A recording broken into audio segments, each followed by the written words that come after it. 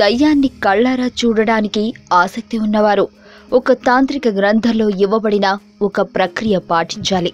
ఈ తాంత్రిక ప్రక్రియ జనసంచారం తక్కువగా ఉండే గ్రామీణ ప్రాంతాలలో ఆచరించడం మంచిది. ఈ విధానంలో సాధకుడు దాదాపు 2 లీటర్ల నీటిని ఒక డబ్బాలో పోసుకుని ఆ తరువాత ఆ డబ్బాను తీసుకుని దగ్గరలో ఉన్న పొదల చాటుకు వెళ్లి మల విసర్జన చేయాలి. ఆ తరువాత తాను తెచ్చిన డబ్బాలోని నీటిలో సగభాగం ఉపయోగించి తన వెనుక భాగాన్ని ప్రక్షాళన చేసుకోవాలి. ఆ తరువాత మిగిలిన నీటిని తీసుకుని యువతలికి వచ్చి దగ్గరలో ఉన్న ఒక వేప చెట్టు మొదట్లో ఆ నీటిని పోసి ఈ క్రింది ఇచ్చిన మంత్రాన్ని 108 సార్లు పఠించాలి. ఇలా 40 రోజుల పాటు చెయ్యాలి.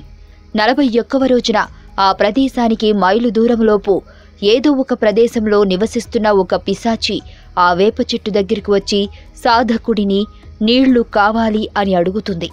అప్పుడు సాధకుడు ఆ పిశాచిని చూసి ఏమాత్రం భయపడకుండా ఆ పిశాచితో ఇలా చెప్పాలి: నీవు అడిగినట్లుగా నీళ్లు ఇస్తాను, అయితే ఒక షరతు.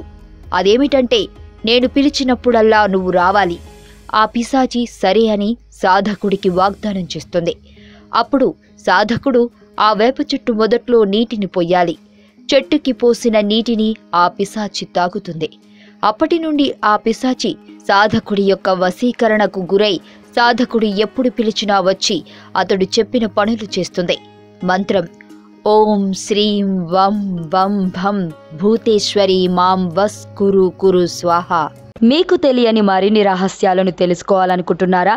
అయితే సబ్స్క్రైబ్ చేయండి రహస్యవాణి.